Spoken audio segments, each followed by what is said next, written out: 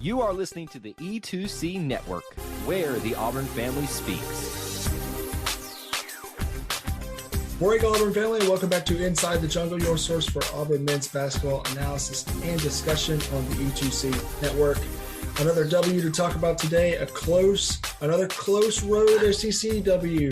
One that gave me and probably my co-host and a lot of the Auburn family a little bit of a heart attack, a little bit of the sweats on Saturday morning or Saturday afternoon, I should say, as we beat the Georgia Bulldogs and finished the sweep on the Georgia Bulldogs by the final score of 74-72 in Athens, a close game. Luckily, we did not give them their second SEC win, but Auburn improves to 10-0 in the SEC, 22-1 overall. The Tigers just get better and better, but this one was scary. And to do that and to discuss this game and what's going around in the Auburn basketball program, I brought in my dad and co-host. Dad, how did you hold up? I was a little anxious for most of the second half. Again, I thought we played really well in the first half. Yeah. And then it looked like we were exhausted and didn't have any energy. And they have that Quindo kid who just drove downhill and we couldn't get in front of him. And I thought I was having a heart attack. But welcome to being an Auburn fan in any sport. Yeah. And I think, and we're going to talk about the all the stats and what went on in this game and kind of the flow of the game, but let's just jump right into, I think the biggest cause of this being not a 30-point game and a 2-point game was Zeb Jasper in today's game. He was out sick due to strep, and I don't think he traveled with the team. He might have traveled. Was there. No, he was there. Okay, he was there, and he didn't, but he was not on the court and able to play. Yeah. Man, oh man, did we miss that? Look, you talk about. And I've said it before. Does that need to take the bench role instead of Wendell? And Wendell played fine yesterday, but not having your best on-ball defender, maybe the best on-ball defender in the country, and he doesn't give you a lot on offense, but he lets Wendell's legs rest. Wendell even said it after the game. On those shots in the second half, they were all short because I didn't have my legs. Yeah. He said, I miss that. Yeah. Oh, no, we all did. You could tell. And but talking about Wendell, the dude played 36 minutes. There's no reason he should play 36 minutes. That's a lot. And he won't play 36 minutes again as long as Zep is healthy and we're okay. Look, and you saw that in the second half. Look, Wendell played a fantastic first half. And that's what we're going to do. We're going to kind of divide this podcast up into little segments. We're going to talk about the first half. We're going to talk about the second half because they are two completely different podcasts that we need to have that we're just going to throw into this one. Yep. Let's talk about the first half. Okay. Look, Auburn looked like Auburn in the first half. They were absolutely fantastic. Shot 47%, made 5 threes. There's as many as you made against Alabama. Just in the first half. I mean, Wendell played a great first half. We were throwing lobs off the backboard to Devin Cambridge. KD Johnson was like winking at the crowd at the student section, the Georgia student section. We were playing great. Yeah, here's a little hint to future student sections. KD feeds off of that. Yeah. You boo him, he actually likes it. And so you may want to hold off from that because he was a runaway train in the first half. Wendell was fantastic. Yeah. I went back and watched it because I was like, I thought we'd be able to get pick and roll a little bit better, but we didn't do as much rolling this in the first half. We did some pick and pop most of the time. And we ran the high screen and roll with Jabari a couple times. He got a 3 second possession down on a high screen and roll where he slipped it and went out and shot a 3. Yeah. I thought like you. I thought the defense was good. The Walker was Walker. The offense was clicking. We were making most of what we looked at. When we didn't, KD had a layup that he missed, but Dylan Cardwell went up and stuffed it back through. Yeah. And it was just like, and look, the lob off the backboard was the play of the year. That's the play of the year. Yeah.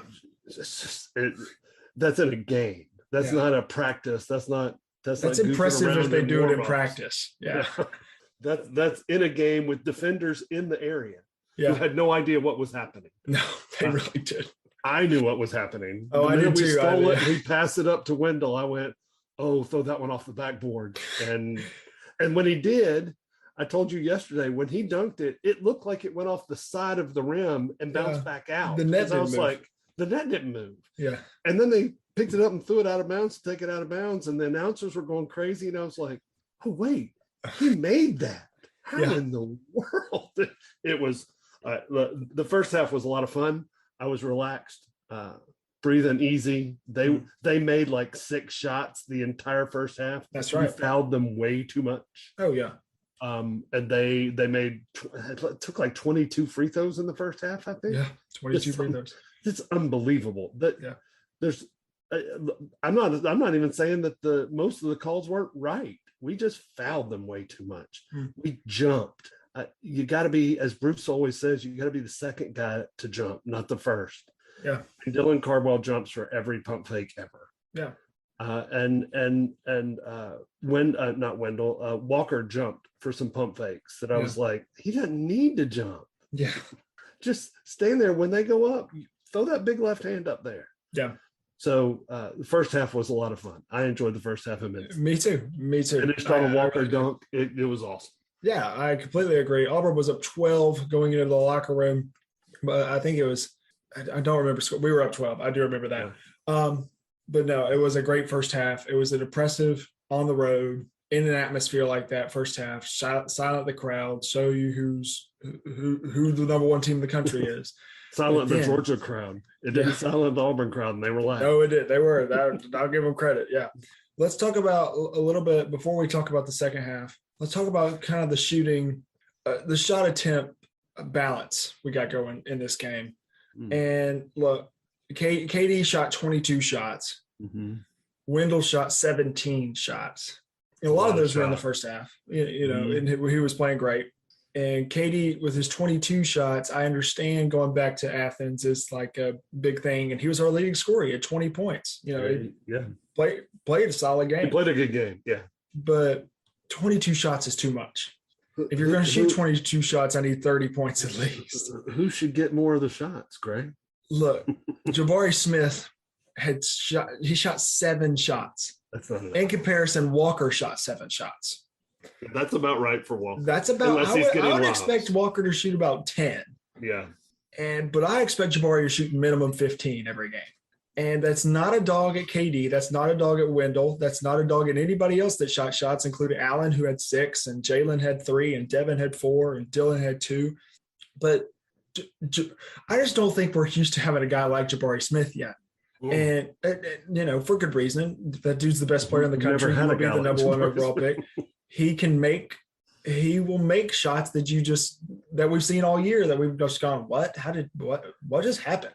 But I just don't think we understand that yet and understand that, okay, we need to get him the ball, whether he is guarded or not, whether he is double teamed or not, he needs to take the ball and he needs to shoot more than 7 times a game. All right. I agree. So a couple of things on that I noticed. Number 1, give Crean credit, extend him, extend Tom Crean. Give him credit that he tried to take Jabari away. I think his whole plan was anybody else but Jabari is going to beat us. Yeah. And they did a good job on him. However, some of this was Jabari didn't look aggressive yesterday. He didn't hunt his shot like he usually does. And he missed, he made that 3, and then he missed a couple of mid-range shots that he usually hits. And I don't think it didn't look like he was hunting his shot like he usually does. He passed it out several times. And I was like, no, don't pass it. Shoot the ball. Yeah. We want you to have the ball. Yeah. Pass it back to it. In fact, one of the announcers in the second half, and I know I'm jumping ahead, but we're talking about Jabari. We threw it into the post to him. He got double teamed. He kicked it back out. And the announcer was like, let him repost and throw it right back into him. He's the best player on the court. Yeah. And we shot a long guarded three and it didn't go in. Yeah. And it was like, no, get him force feed. We need to learn how to force feed Jabari the basketball. Yeah. And get him. I agree. You're right. Okay. 15 minimum shots a game. He needs to be shooting 20, 22 times. Yeah, I agree. And I think if Jabari would have shot the ball 22 times and KD would have shot it 7 times, I think he win this game running away. And again, that is not a dog at KD. KD played a fantastic game and probably will be the player of the game at the end of the day. We don't win it without leading scorer, and we don't win it without KD. We don't win it without Wendell either. Nope. But I think if you just switch, it's just the talent difference and the shooting stroke and the way things were going. But no, that's all water under the bridge right now. I think that's a coaching and a learning moment right there. Mm-hmm. Let's talk about the second half, and we're only going to talk about this for a few seconds maybe. But look, we came out sluggish. We came out like we didn't want to be there, like we didn't belong there. Georgia came out and hit every single thing. Look, giving Georgia credit, and I don't do that often, and I never do that in football, but they were layups. They were playing fantastic, and they were making everything they wanted. They were getting anything that they wanted to get, and they were making them, and they were finishing upon them. And that Quendo kid, look, he's going to be a great Auburn Tiger next year. I'm serious. I saw that on Twitter. His tryout was amazing. Hey Auburn fans, I want to take a quick timeout from this episode to bring your attention to something very special. Here at the E2C Network, we pride ourselves on bringing you the best content for Auburn fans out there. And best of all, it's free to you. But just because it's free doesn't mean there aren't costs, especially when you have a library of hundreds of podcasts, videos, blogs, and more. Many of you have reached out and asked how you can support this network in the past. Well, now I have your answer. It's called the E2C Network Booster Club over at patreon.com/E2C Network. There you'll find a membership monthly reward system where you can sign up for as little as $1 and get different perks at different tiers. Some of those perks include things such as apparel, eligibility to join us on future podcasts, recognition as an E2C Network booster, exclusive communications, and bonus content that is available nowhere else. If you love this network and want to help us keep producing podcasts like this one, please head on over to patreon.com/E2C Network to join the E2C Network Booster Club. You can also get there by going to our website, e2cnetwork.com/support. Whether you decide to join or not, we are still so appreciative that you would support us by just listening and being here, because each and every one of you is part of our E2C Network family. Well, that's it. Timeout's over. Let's get back into the episode. We just didn't look like we wanted to be there. It doesn't look like it looked like our guys were tired, especially guys like Wendell and KD and Jabari, guys that don't normally get over 30 minutes. They got well over 30 minutes in this game because of the absence of Zepp and because of the way things were going in the second half where we needed them out there. It's just, they were better than us in the second half, and it showed in the final score. Don't say they deserve to win, but they didn't deserve to win because Bruce made his very angry point to Patrick Young, who said that Georgia probably deserved to win that game. Bruce said no. We were missing our starting quarterback, our starting point guard, our best defender. And we made the plays. We made the plays in the final, and we had the most points at the end of the game. So that's all we're going to talk about the second half. I'm sure you don't want to add anything on Let me just say one thing. Sometimes when your legs get tired, you make poor decisions. And what I noticed in the second half that I didn't in the first half was court balance. We would shoot a shot, and it would miss, and our point guard was not back. And they just throw it down the court, and Quendo would go lay it up. Or the white kid would go lay it up. Yeah. And it was like, we lost court balance, and we did that. That's when I started getting nervous, because I was like, oh no. It helped that Quendo decided that he wanted to show Bruce that he could make 3-pointers too. and airballed 2 straight. Yeah. And I was like, thank you very much, because we can't stay in front of you apparently this half. I think why you're Tom jacking Green about threes. blew a gasket. Yeah. He was like, "What are you doing? You're laying the ball up every time down the floor, and now you're shooting threes." So, yeah, it was poor. I thought Walker had a good second half. He got rebounds, offensive rebounds. He's so long. Yeah. And then look, the last two plays of the game, KD hits a layup that ties it. They run a screen on the baseline to get an open look at three. He got a good look at three. We almost killed the screener. Could have been a foul. Walker got the board. I like that Bruce didn't call a timeout there and just let Wendell go. Yeah. And Wendell said, I looked up, I had 10 seconds. I know how to get it down the floor. It was not a charge. Tom Crean says if you look up charge in a dictionary, there'd be a picture of what happened on Wendell's drive. It was not a charge. He was moving in under him. He made a great play to strip the ball out of Wendell's hands. Yeah. But I don't know if you noticed it. Walker Kessler, who got the rebound on the defensive end, busted his tail and got down and blocked people out so that when the ball did get taken out of Wendell's hands, he just reached down, picked it up, and laid it back in. Yeah. So there were some really dark spots. Bruce even said, it's on me. I should have called timeout.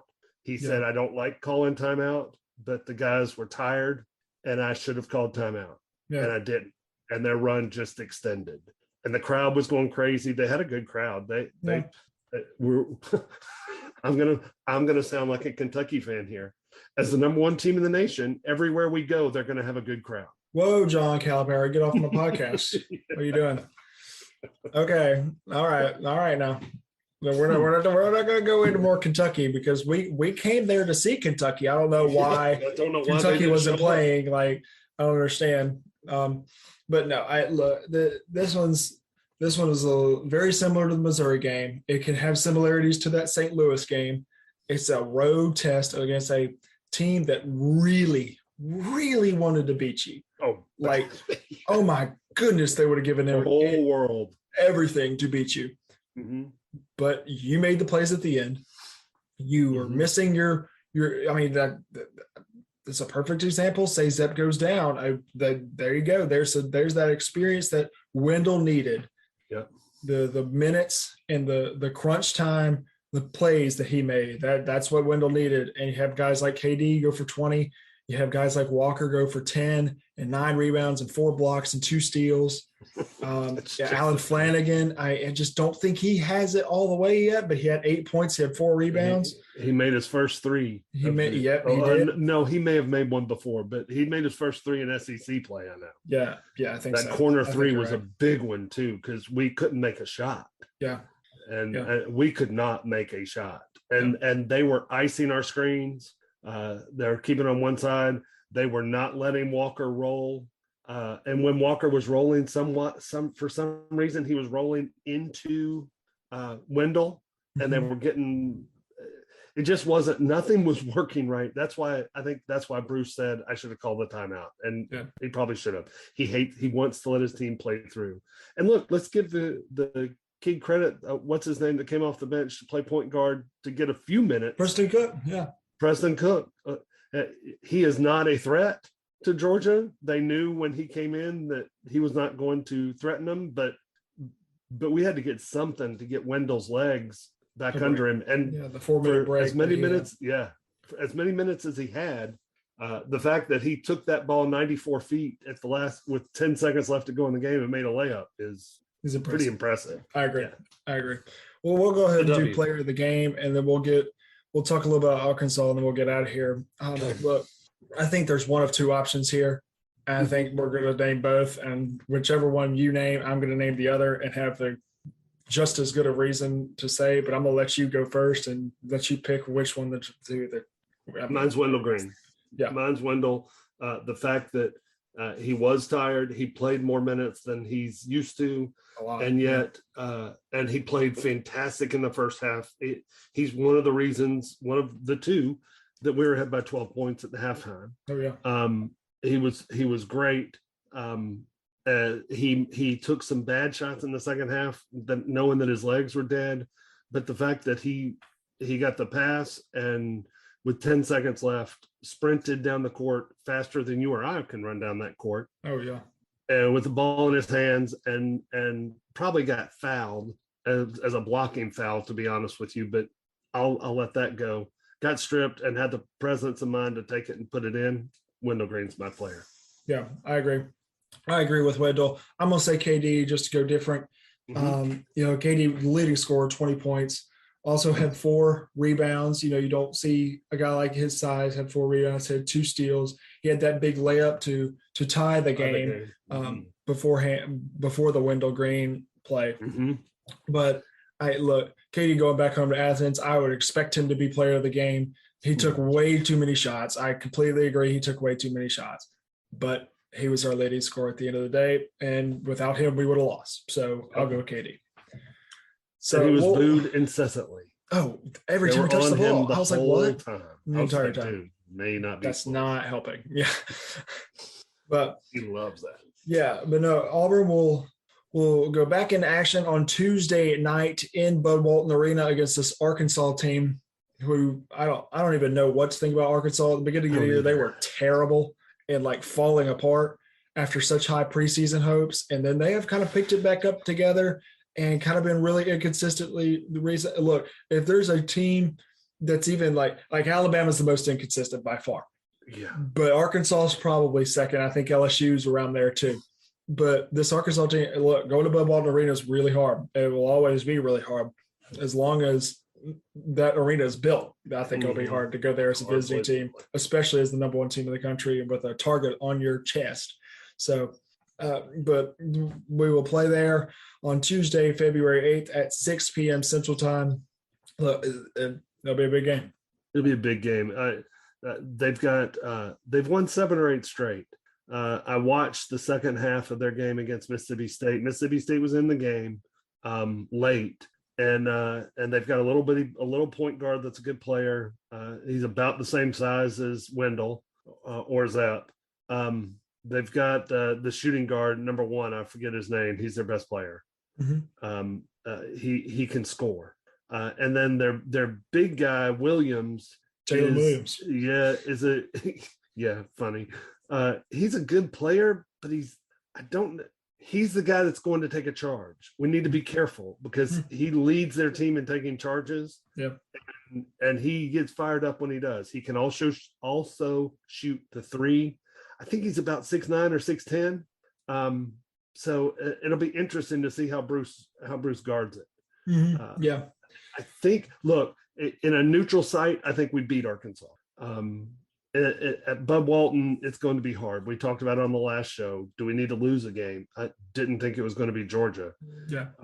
Thank goodness it wasn't. But this is one of those games that we talked about. That's a hard game to get the W in. And hopefully we can win it, play better on the road. Jabari needs to play better. Yeah, Jabari needs shots. I agree. But we'll go ahead and get out of here. We'll talk about that later on next week, and then we'll get ready for the back half of this SEC season with A&M on Saturday, and then Vandy in Florida, and then Ole Miss and Tennessee, and then Mississippi State and South Carolina. So schedule's looking in our favor, and as we continue with a 2-game lead in the SEC, thanks to Alabama not beating Kentucky. But Alabama's shooting 3 of 30 in 3-point range. Yeah, this isn't 10%. You made 3 of 30. Yeah, and you kept shooting them. Oh yeah, but you made all of them when you came to Auburn. Yes. Had they made half of what they did against Auburn, they beat Kentucky going away. Yeah, it's not close. I agree. They just they weren't guarded. They were bad. Open threes. They were just bad. They're bad. But J.D. Davidson is the worst basketball player in the state of Alabama. But we'll stop talking about that poverty school. And we'll go ahead and get out of here. You can find the network and all things that we do on the E2C network on Twitter, E2C_network, or you can look up the YouTube channel, E2C Network. Kyle does a lot of amazing things on that YouTube channel with basketball, football, all things Auburn. So, and then you can find me on Twitter at Gray Oldenburg or on Instagram at Grayo21. And Dad, where can they find you on Twitter? All your antics and shenanigans you got going there. Look, I'm at IMCTO IAMCTO. I'm on Twitter during the games, and then I'm constantly asking Kentucky fans to please leave us alone. We're tired of talking to them because they keep talking to us. I'm saying a prayer for our football podcast guys, because they've got a long couple of days ahead. No kidding. We will stay away from that and let them handle that, because they're better than they can. We'll leave that up to them. And but man, that's basketball. We need you. We need you right now. So we'll get out of here. And until next time, War Eagle. War Eagle. Thank you for tuning in to today's episode on the E2C Network. On your way out, I want to remind you to stop by E2CNetwork.com. It's your one-stop shop for all our content across our podcast, YouTube channel, and much more. To stay up to date with us, make sure you're following social media accounts such as Facebook, Twitter, and Instagram. While our content here may always be Auburn sports heavy, if it's orange and blue, it's what we do. War Eagle.